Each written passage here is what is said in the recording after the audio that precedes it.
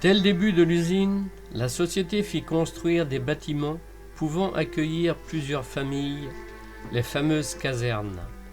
Venant parfois des régions éloignées, certains ouvriers amenèrent avec eux leur expérience dans la sidérurgie.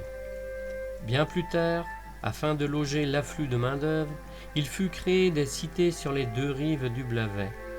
Côté Lochrist, en arrivant sur le plateau de Kerglave, dominant la vallée, la cité du Roi d'Illon et ses longueurs de maisons semblables à des corons. Au fond du plateau, surplombant les forges, s'allongeait la cité bleue et ses 32 logements. Sur le versant sud, accrochées à la colline, les maisons de la cité Bellevue.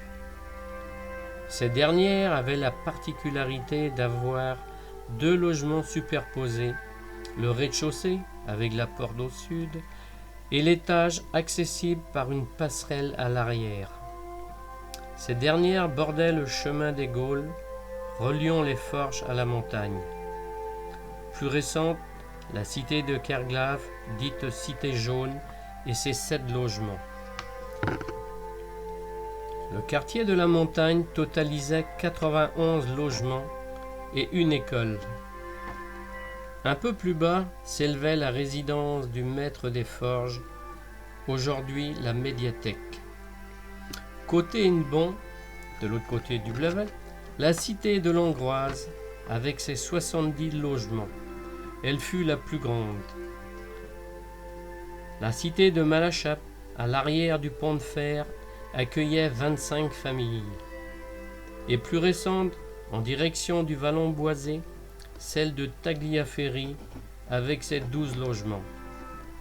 C'était donc 175 familles qui avaient un toit grâce aux forges. À cela, il faut ajouter à Saint-Piot les 9 résidences des cadres et aussi les châteaux du Beunz et de Locqueltas.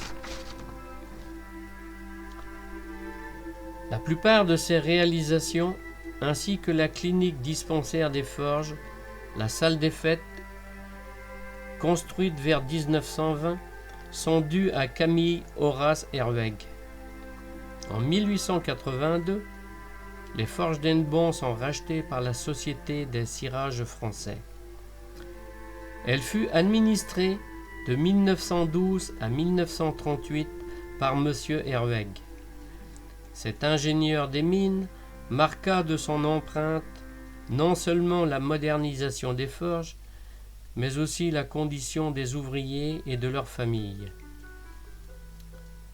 Ce maire d'Hennebont, conseiller général, militant radical socialiste, fut l'un des fondateurs de l'Union mutualiste du Morbihan et du sanatorium de Kerpath.